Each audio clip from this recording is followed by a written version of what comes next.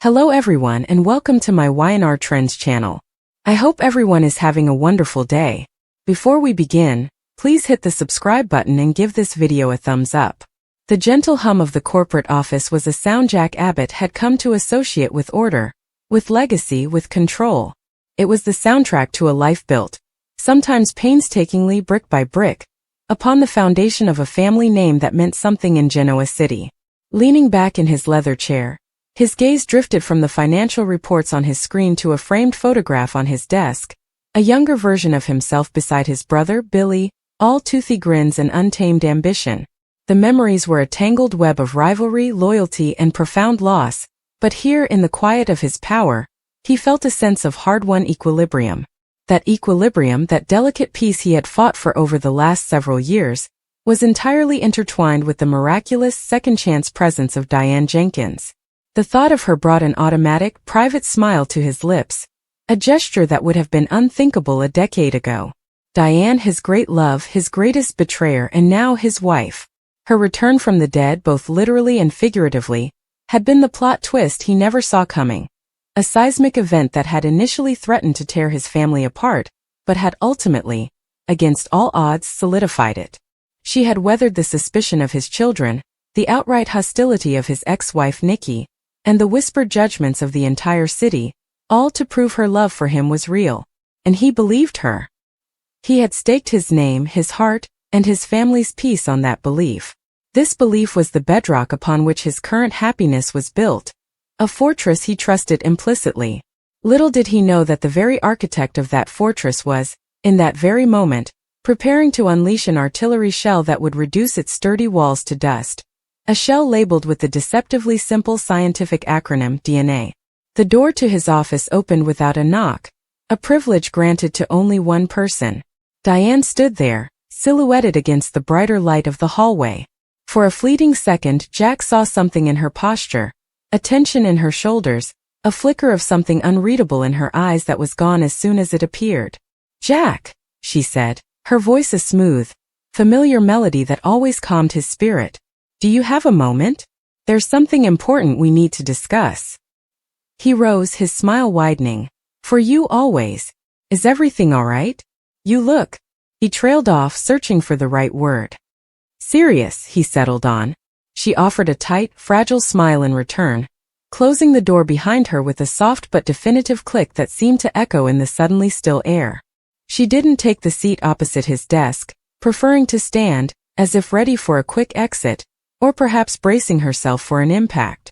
"It's about Kyle," she began, her fingers nervously twisting the simple gold band on her left hand, a wedding band he had placed there with so much hope. Jack's paternal instincts immediately flared. What's happened? Is he all right? Is he having more trouble with Harrison? He thought of his grandson and the recent, complex custody arrangements with Summer, assuming this was another chapter in the ongoing saga of their co-parenting struggles. Diane shook her head, a sharp, almost pained movement. No, it's not about Harrison. Not directly. It's about Kyle's parentage." The word landed in the room with a thud. "His parentage?" Jack repeated, a confused chuckle escaping his lips. "Diane, what are you talking about? I think I know who my son's parents are." He thought of the long, painful history, of the years he believed Kyle was his nephew, of the shocking revelation that had ultimately brought his boy into his life as his son. That was a secret he thought was buried deep in the past, its wounds long scarred over. Diane took a sharp, steadying breath, as if plunging into icy water. "Jack, all these years we've operated on one fundamental truth, that you are Kyle's biological father, that the tests, the revelations, everything was settled." Her eyes, usually so full of guile and confidence, were now pools of profound apprehension. "But there was another test, Jack. A test run in secret years ago, under circumstances I can barely even justify to myself anymore." The air grew thick, heavy with a dawning, terrible understanding. Jack slowly sank back into his chair, his hand gripping the edge of the desk, his knuckles turning white. "What test?" he asked, his voice low and dangerously calm. "It was back when I first returned," she explained, the words tumbling out now, as if a dam had broken. "When everyone was so suspicious of me. When you were trying so hard to believe in me, but the past was like a ghost haunting every room. I was terrified, Jack. Terrified that my past actions, my old lies would cost me this second chance. I needed leverage. I needed insurance. The word insurance hung in the air, vile and transactional. Insurance against what? Against me. Jack's voice was a whisper, laced with betrayal. Against losing everything. Diane cried, her composure beginning to crack. I knew how much Kyle meant to you. He was your heir, your legacy, the one unshakable bond you had that was purely good. And in my twisted, desperate logic, I thought if I had something that proved his connection to you was as fragile as my own standing, that it could be used to create a parody of sorts. A shared secret. A mutual vulnerability. She reached into the small leather purse she carried, her movements jerky, and pulled out a single folded piece of paper. It was old, the creases sharp and white from years of being stored away, hidden from the light. She didn't hand it to him immediately, instead clutching it as if it were a live wire. I had a sample of Kyle's DNA and one of yours. I sent them to a private lab under assumed names. I told myself I was just confirming what everyone knew, that I was shoring up my own knowledge. But the truth is I was looking for a weapon. And what I found? Her voice broke. What I found was a truth I have been too cowardly to face for years.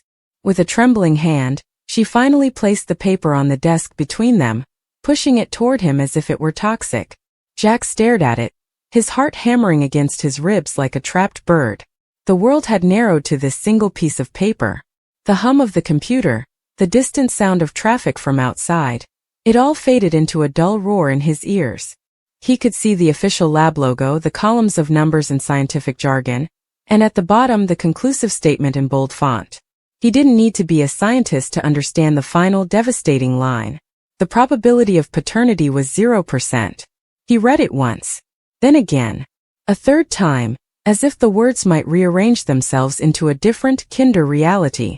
The paper fell from his numb fingers, fluttering silently to the polished surface of his desk.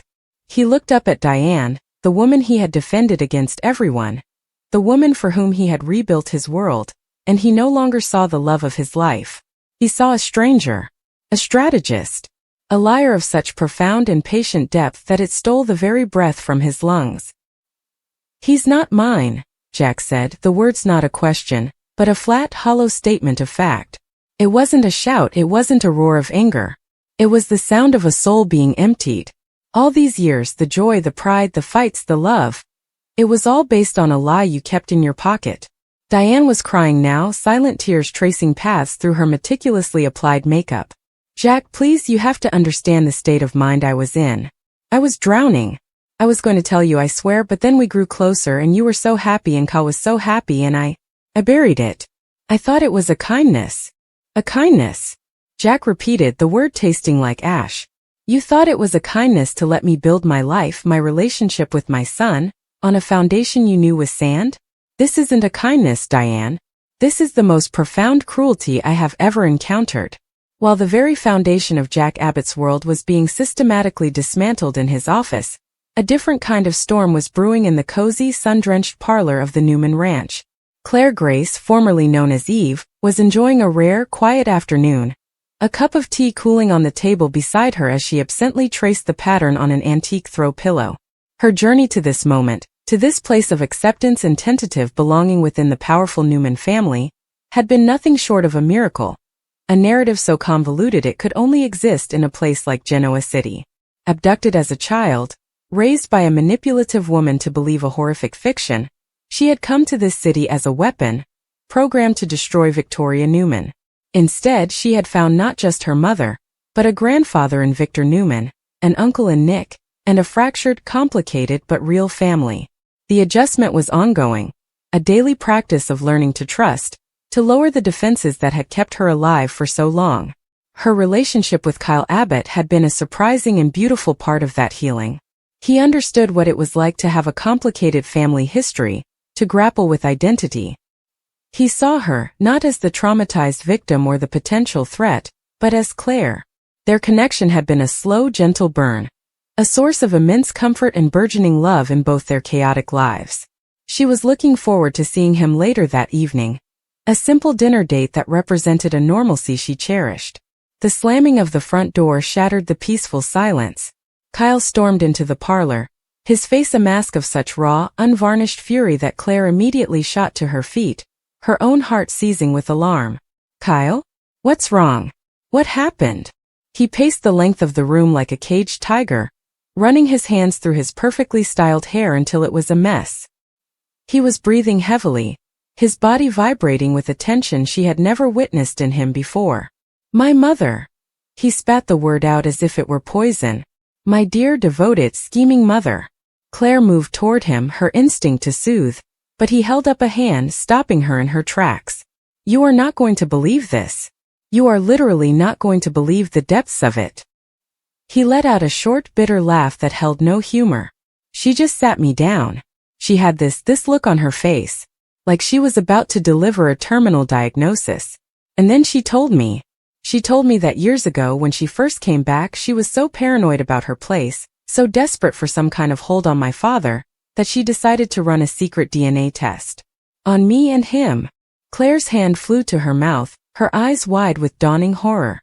She knew the history, the sacredness of Kyle's paternity story. It was the cornerstone of his identity as an abbot. "No," she whispered. "She didn't." "Oh, she did," Kyle said, his voice cracking with a mixture of rage and devastating hurt. "She had the results for years, Claire. Years. She sat across from us at family dinners, she toasted to the Abbott legacy, she watched me and my father build our company, our relationship, and she knew. She knew the whole damn time." He finally stopped pacing, his shoulders slumping as if the weight of the revelation was physically crushing him. "The test came back negative, Claire. Jack Abbott is not my biological father." The words hung in the air, sucking all the oxygen from the room. Claire felt the world tilt on its axis. This was worse than any corporate takeover, any business betrayal. This was an attack on the very core of a person. "Kyle, I don't know what to say," she stammered, her mind reeling. Who is?" Kyle shook his head, a look of utter lostness replacing the fury for a moment. She wouldn't say.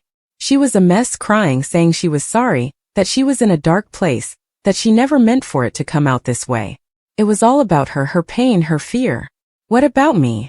What about my father? My God, Jack." The thought of Jack's reaction seemed to hit him with a fresh wave of anguish. He must be destroyed. This will break him. This will absolutely shatter him. He looked at Claire, his eyes, usually so full of charming confidence, now pools of utter devastation. "My entire life is a lie, Claire. Every memory I have with him, every lesson he taught me, every time I looked in the mirror and tried to see a piece of him in my face, it was all a fiction. I'm not an Abbott. I'm just some man's biological mistake that she used as a pawn in one of her endless games." Claire finally crossed the room and took his hands in hers. They were ice cold. "Kyle, listen to me. That is not true. You are Kyle Abbott. A name isn't just blood. It's history, it's shared experiences, it's love. Jack raised you. He is your father in every way that truly matters." She was pleading with him, trying to anchor him in this hurricane of pain. "He chose you, Kyle. Even before he knew for sure, he fought for you. That means more than a strand of DNA." But her words, though heartfelt, seemed to bounce off the fortress of his hurt. "How can I ever look him in the eye again?" Kyle whispered, pulling his hands away to wrap his arms around himself. "Knowing what I know now? Knowing that every time he looks at me, he'll be wondering whose son I really am? That every achievement of mine will be tinged with this fraud? And my mother? God, I don't even have words for what she's done. This isn't a simple lie. This is a lifetime of deception. She built my identity on a secret she controlled. I will never, ever be able to forgive her for this." He sank onto the sofa, burying his face in his hands. The confident, ambitious COO of Jabot was gone, replaced by a lost little boy who had just discovered his entire world was a carefully constructed illusion. Claire sat beside him, a silent, steady presence, her mind racing with the implications. This wasn't just a family secret. It was a bomb that had just been detonated in the heart of two of the city's most powerful families, and the shockwaves would be felt for years to come.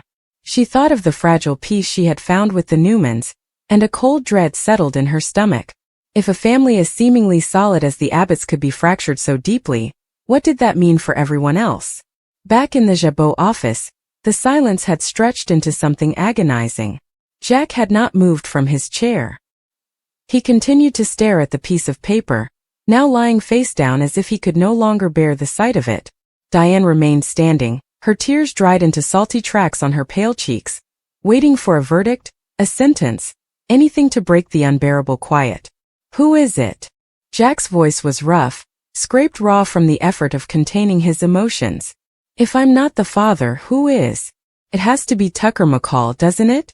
That was the other possibility all those years ago. Diane nodded miserably. The test, the parameters, yes, it would have to be Tucker. A fresh wave of nausea washed over Jack. Tucker McCall, his longtime rival, a man of shifting allegiances and a moral compass that pointed only toward his own interest. The thought of Tucker's DNA running through Kyle's veins, the son he had cherished as his own, was a visceral, sickening blow. Get out, Diane, Jack said, his voice low and terrifyingly steady. She flinched as if he'd struck her. Jack, please, let's talk about this. Let me. There is nothing to say, he interrupted, finally lifting his gaze to meet hers. The love that had been there just half an hour before was gone, replaced by a cold, distant frost. Every word out of your mouth from this moment forward will be filtered through this lie. I will never know if you're telling me the truth ever again. I cannot look at you right now. Get out of my office. Get out of my sight. The finality in his tone was absolute. Defeated, her own heart shattering into a million pieces, Diane turned and walked out, closing the door with a soft, final click that echoed in the silent room like a gunshot. Alone, Jack finally let the mask slip. A ragged, guttural sob tore from his throat. He picked up the framed photograph of him and Kyle, taken on the day Kyle was officially named a VP at Jabot. The pride in both their faces was palpable. He had seen his own father, John Abbott, in Kyle's ambition, his drive. He had believed a legacy was being passed down. Now he saw only a cruel joke. He was not looking at his son. He was looking at the living, breathing evidence of his wife's ultimate betrayal, a constant, walking reminder that the happiness he had held so dear was nothing more than an elaborate stage play, and he had been the only one who didn't know he was reading from a script written by Diane. The news, as it always did in Genoa City, began to seep out, a slow, toxic leak from a contaminated source. Victor Newman, in his study, received a quiet phone call from one of his many sources. He listened, his expression granite, before hanging up and summoning Victoria. It seems the Abbotts are facing a crisis, he stated, his voice devoid of any schadenfreude, simply stating a new fact in the city's ever-shifting landscape, a paternity issue concerning Kyle.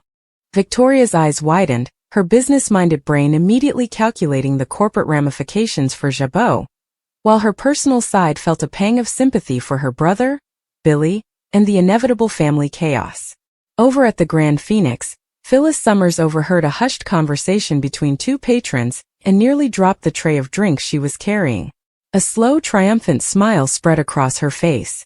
She had always known Diane was a snake, had always warned Jack, and now finally the truth was out in the most spectacular way possible. She immediately reached for her phone, her fingers itching to call Christine Blair, to revel in the I told you so moment she felt she so richly deserved. The gossip spread from person to person, each adding their own layer of speculation and drama, until it reached the one person who was, perhaps, the most dangerous wild card in the entire situation. Tucker McCall. Tucker was at his penthouse, sipping an expensive scotch and contemplating his next move in the perpetual chess game that was Genoa City's business scene, when his phone buzzed with a text from an anonymous number. It was short and to the point. Ask about Kyle Abbott's paternity. The secret is out. Tucker stared at the screen, his brow furrowed. At first he thought it was a joke, a pathetic attempt at corporate sabotage. But the seed was planted.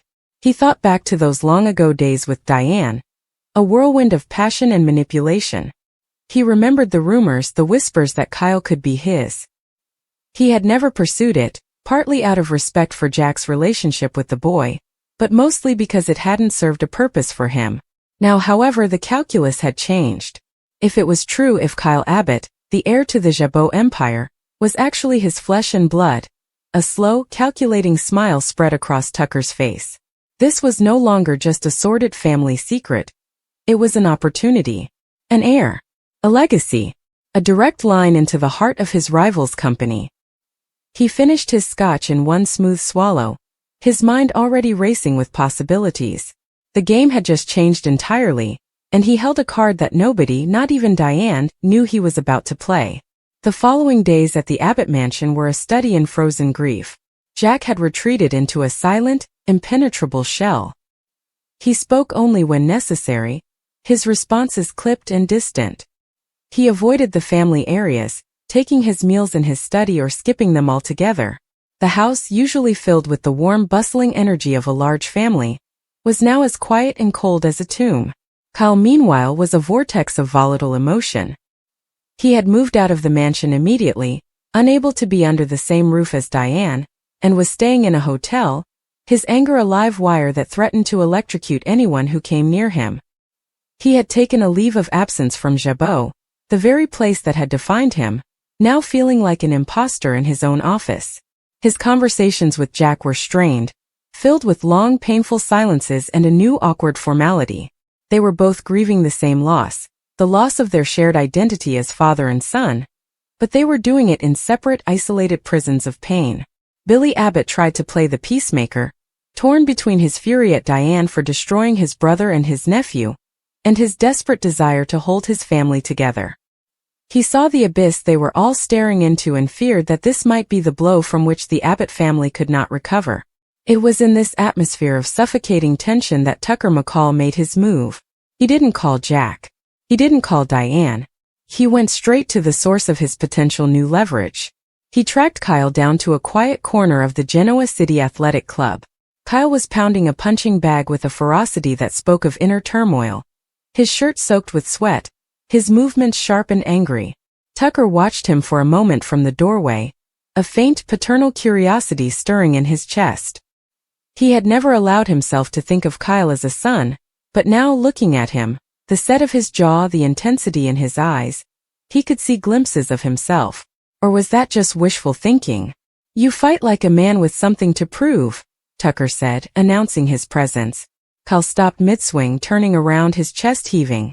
When he saw Tucker, his expression, already dark, turned thunderous. "What do you want, McCall?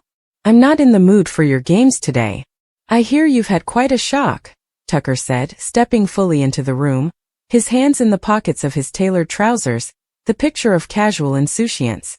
A fundamental reevaluation of one's origins can be disorienting. Kyle wiped the sweat from his brow with his forearm, his eyes narrowing. "This is none of your business. This is Abbott family business." "Is it?" Tucker asked, his voice deceptively soft. "See, that's the fascinating question at the heart of all this, isn't it? What constitutes a family? Is it name? Is it upbringing? Or is it the simple, unchangeable biological fact of blood?" He took a step closer. "The rumors are flying, Kyle. And they all point in one direction. They point to me." Kyle froze, his breath catching in his throat. He had been so consumed by the loss of Jack that he had deliberately avoided thinking about the other side of the equation, the identity of his biological father. To have Tucker McCall, of all people, standing here voicing it so bluntly, made the abstract horror terrifyingly concrete. "I don't know what you're talking about," Kyle lied, his voice tight. "Don't you?" Tucker smiled, a thin, predatory expression. "I think you do. And I think once the dust settles you might be interested in exploring what that means. The Abbott name is a powerful one, I'll grant you. But there's a certain freedom in knowing your true self, in understanding the blood that actually runs through your veins. I'm a self-made man, Kyle. I built an empire from nothing. That's a different kind of legacy than the one you were raised in. It's a legacy of pure ambition, of seizing opportunity. It might be a legacy that suits you better than you think." He let the words hang in the air, a tempting, dangerous invitation. "I'm not interested in your legacy," Kyle spat, but the protest lacked its earlier conviction. Tucker had planted a seed of doubt and perhaps a seed of curiosity. What if there was another path? What if the man he was meant to be wasn't the man Jack Abbott had raised? "We'll see," Tucker said mildly, turning to leave. "When you're ready to have a real conversation with your father, You know where to find me." He left Kyle standing alone in the gym, the echo of his words mingling with the pounding of Kyle's own frantic heartbeat, introducing a dangerous new variable into an equation that was already impossibly complex. The simple, devastating revelation of a DNA test was no longer just about the past. It had become the catalyst for a brutal war over the future, a war that would test the bonds of family, love, and identity in ways none of them could yet imagine.